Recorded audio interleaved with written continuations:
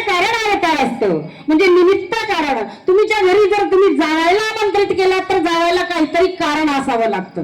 आणि कार्यक्रम संपला की तो एक दिवस थांबला, दुसऱ्या दिवस तुम्ही आदरानं त्याच्याकडे पाहू शकत नाही. पण संत आयातीमध्ये असताना आपण त्यांच्याकडे आदराने पाहू शकत नाही. म्हणजे कार्यकारण अवतार होय आणि कार्य जात स्थळासी जाय ईश्वर.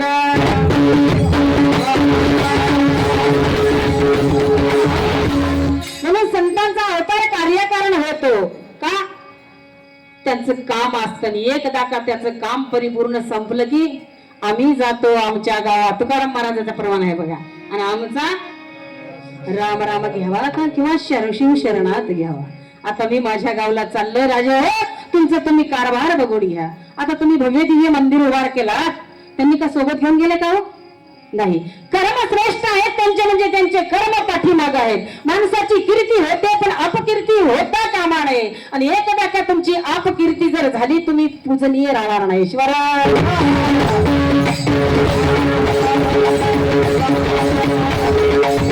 म्हणून संसारातला माणूस अपूजनीय असतो आणि प्रामाणिक क्षेत्रातला माणूस पूजनीय असतो. बघा, संसारातल्या रतीची आरती होत नाही. लक्षात घ्या माझे वाक्य. आरती होते ते अंतकाळी आरती होती, मग ती आरती एकट्याची होत नाही. आरती शिवराजा नमस्कार महाराजा वेदांताचे सारमती तोरिले वृंद. आरती शिवराजा. आरती कोणाची होते? ज्याच्या मुखामध्ये बीज पेरलेलं होतं, त्या बीजाचा तुम्ही उच्चार केला तर त्याची आरती होते. आरती होते, पण ती आरती एकट्याची होत नाही. मालकीनं आधी गेली तर मालकाला जवळ बसावं लागतं. मला मोठं बसावं लागतं ना, का तुमचं एकट्याच करतात तुमच्या इकडे? आणि मालक आधी गेला तर मालकीनला शेजारी बसावं लागतं.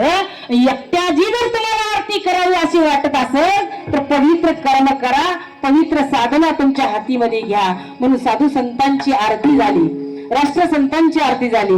आरती गुरुराया शिवलिंग शिवाचार्या वीर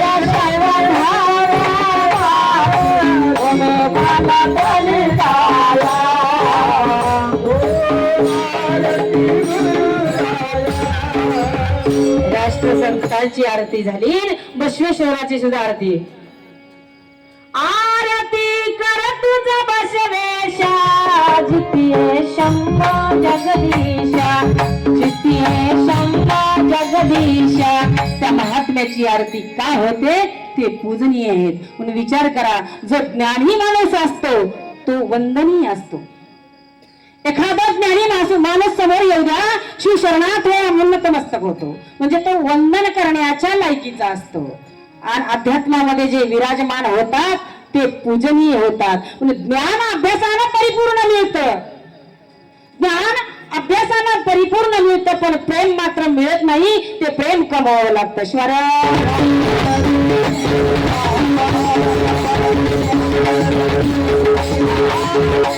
तुम्ही आम्ही जन्माला आलात, जन्माला आल्यानंतर देवापुढे एक आट मागून जन्माला आलात. प्रत्येक इथं बसलेला ग्रह स्त्री असेल पुरुष असेल, तुम्ही येते वेळेस देवाला आट टाकून जन्माला आला. देवा, मला जर जन्म दिलास ना आईच्या उदराच्या बाहेर, एक बार जर मला काढलास तर मला मुख दिले ना, त्याच मी काय करेल? मुका भारी तुझा गुजा मी बोले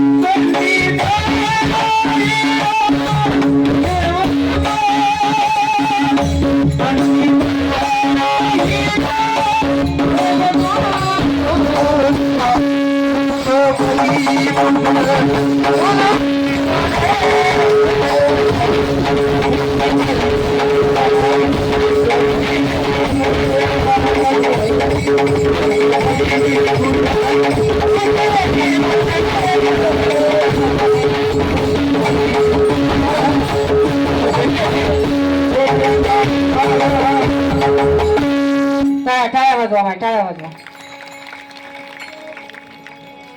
किती प्रामाणिक हा तुम्ही, हात वर करा बरं.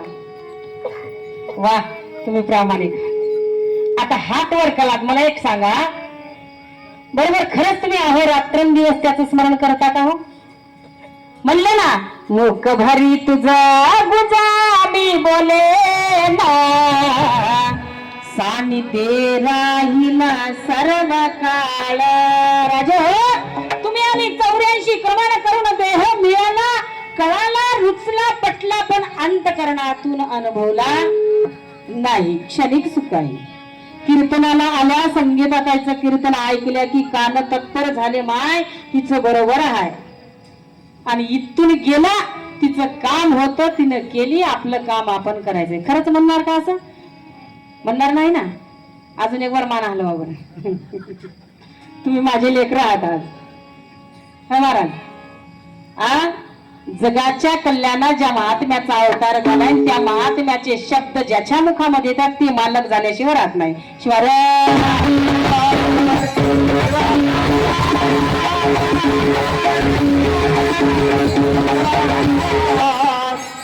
जो त्याचं वर्णन करतो तो पूजनीय असतो किंवा तो आपल्या पुढे असतो. सगुण स्वरूप दृष्टीने पाहिले ते रे माझे दृष्टीने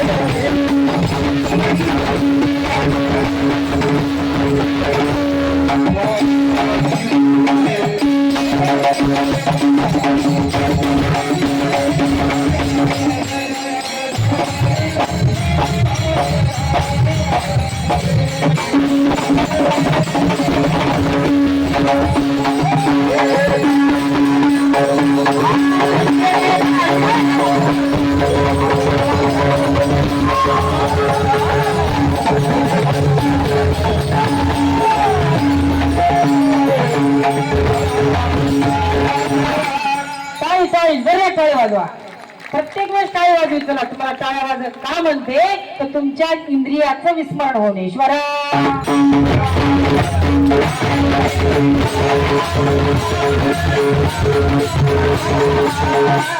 म्हणून सगुण स्वरूप दृष्टीने पाहिल्याने त्याने माझं झालंय समाधान. बघा ते शतस्थल ब्रह्मी श्री श्री 108 सिद्धलिंग शिवाचार्य मावले का, त्यांचं स्वरूप पाहिल्या पाहिल्या मला इथं आल्यानंतर आनंद वाटला.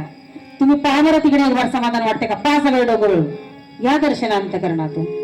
सिद्धलिंग शिवाचार्य महाराज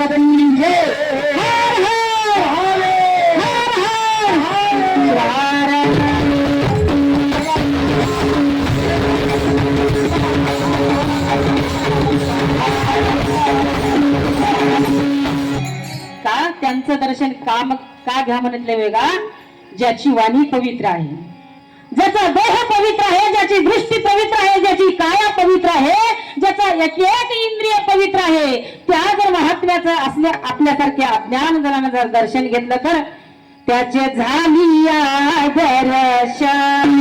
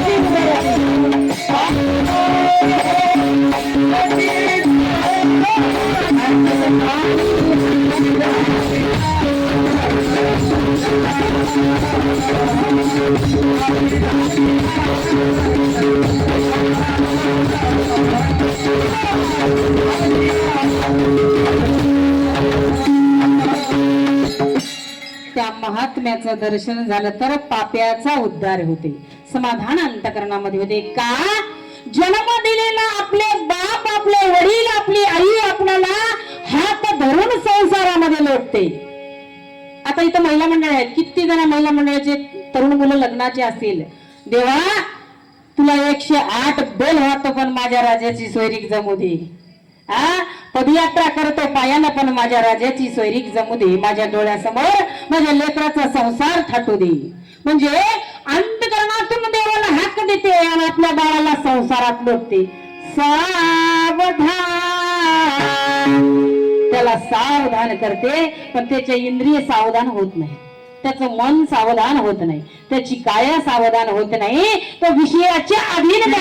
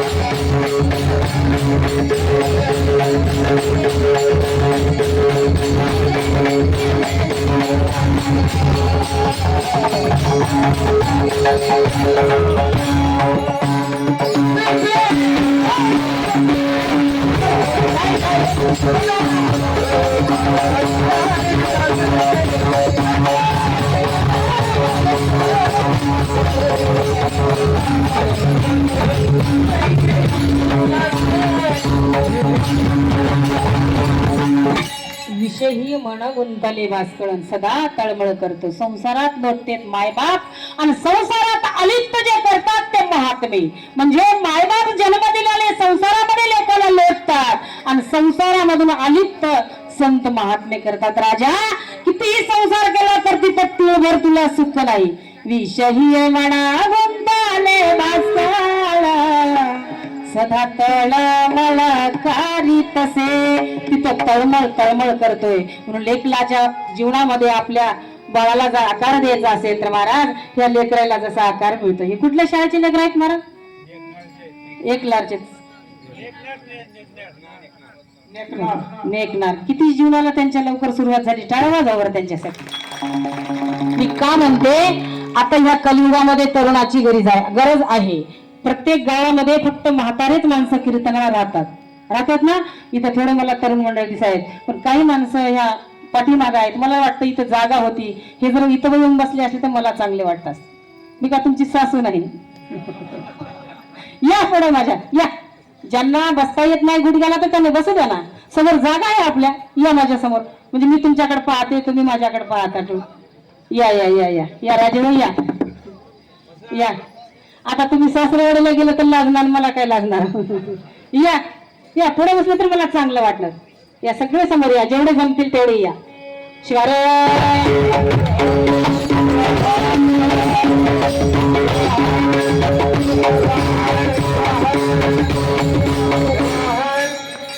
आपलं असं होऊन चाललंय बघा. माणसाची निंदा माणूस पुढे येऊन ऐकतो, काय म्हणालाय हो म्हणतो, पुढे येतो पटकन. आणि कथा कीर्तन श्रवण करत असताना बाजू धरतो. एक लक्षात घ्या, तुम्ही तुमच्यासाठी काय करता हे ठरवा अगोदर. दिवसाचे 24 तास असतात, पण मी स्वतःसाठी किती वेळ दिला हे फक्त तुम्ही कधीतरी अंतरंगामध्ये विचार करा. मी दिवसभर परमित्र कर्म केले, पण माझ्यासाठी कुठंतरी थोडं केलंय का? असं एकांतात मनाला म्हणा आणि विचार करा. असल्या स्थानी कथा कीर्तन श्रवण करत असताना मांडी घालून शंकराचा अवतार धरून इथं समोर बसलं पाहिजे. शिवार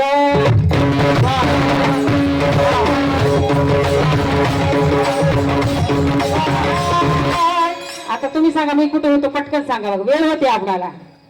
कुठे होत्या आपण? मृदंगाचारी आता देवणीला होत्या ना. ह्या लेकरांची स्तुती चालू होती ना. असले जन्माला आले. आता मला ह्यांची स्तुती करायची नाही, वस्तुस्थिती आहे. हे लेकर 50 एकर जमीन कमीतील असं मला माहिती नाही. ते शिवाचं होतील असंही माहिती नाही. माय बापाला 5 मजली बिल्डिंग ठेवतील असंही मला माहिती नाही. एक लक्षात घ्या, जीवन जगत असताना त्यांनी असा संसार करतील की त्याचे आई बाप झोपडी ठेवत नाही एवढे मात्र कर्म करतील मला माहिती आहे. टाळ्या वाजायची. म्हणून जगा आणि इतरांना जागा. जीवनाला सुरुवात लवकर करा. आयुष्य छोटं आहे, आपलं खूप मोठं आहे, पण आपल्या कर्मानुसार छोटं होतो. कोणी 40 मध्ये संपून चाललेत, कोणी 25 मध्ये चाललेत, कोणी 60 मध्ये. याच्या पुढे एकही ग्रस्त नाही. आता कोरोनामध्ये तुम्ही आम्ही जिवंत राहिलात ना. किती जण तुम्ही किती पुण्यवान आहात. आपण जे पाठीमागे जे राहिले, खरंच आपण पुण्यवान आहात. कधीतरी विचार करा, मला मी भाग्यवंत होतो म्हणून मी जगलोय. मी श्रीमंत होतो म्हणून मी जगलोय की बाबा याच्यावर कोणाचे उपकार आहेत? गाठोडं जर बांधून आणलं तर तुमच्या स्मशान भूमीमध्ये आलं नाही, कोणाच्या आत्त इतरांना दिसलं नाही. मुलाबाळांसाठी बांधले घर, स्वतःसाठी बांधले घर, आपण गावाच्या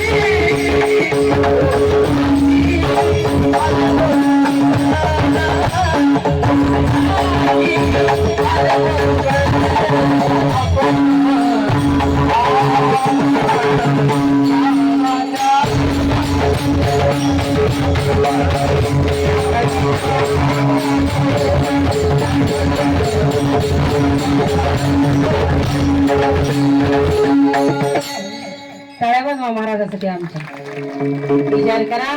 ऐकल्यानंतर वाटतं खरंच आपण गावाच्या बाहेर आहोत. एखाद्याची पेटला असेल तेव्हा वाटतं माझाही नंबर लागणार आहे. आणि एक काम करायचंय, गावचे सरपंच आलेत का इथं? आलेत का कीर्तनाला? नाही.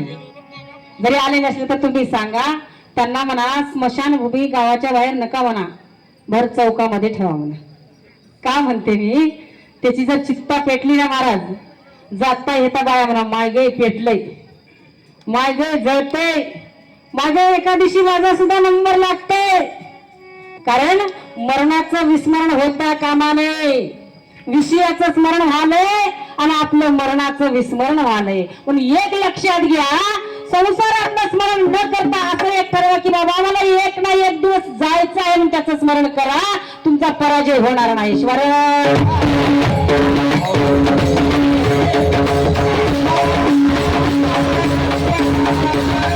देवाला तुम्ही एकच मागा, सगळं जरा मागतो सुखासाठीच मागतो, पण सुखामध्ये काही अटी आहेत.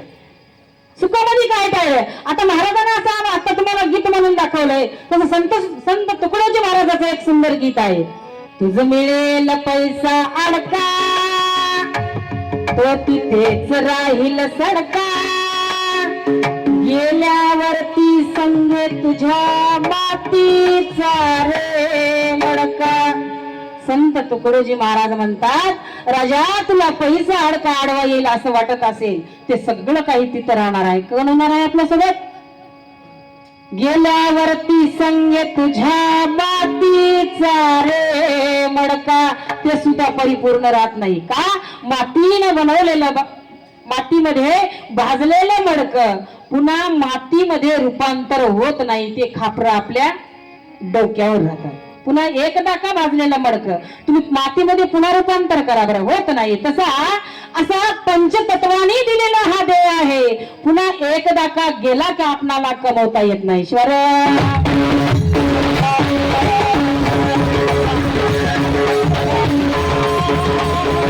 म्हणून संत तुकडोजी महाराजांना किती सुंदर रचना केली. तुझं मिळतील बायको पोरा, तो तिथेच राहील सारा, गेल्यावरती घरट तुझं गावाच्या बाहेर.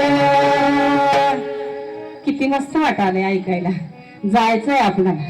म्हणून देवाला मागत असताना महिला मंडळ आपल्याला लय आवड आहे. आपल्या आप्तहित्रासाठी, आपल्या मालकासाठी, आपल्या गणगोतासाठी, आपल्या मुलबाळासाठी देवाला काहीच मागू नको. देवा तुम्हाला सुंदर अशी मला वाणी दिली ना, फक्त तू एक काम करा, रंगाचे प्रथम जग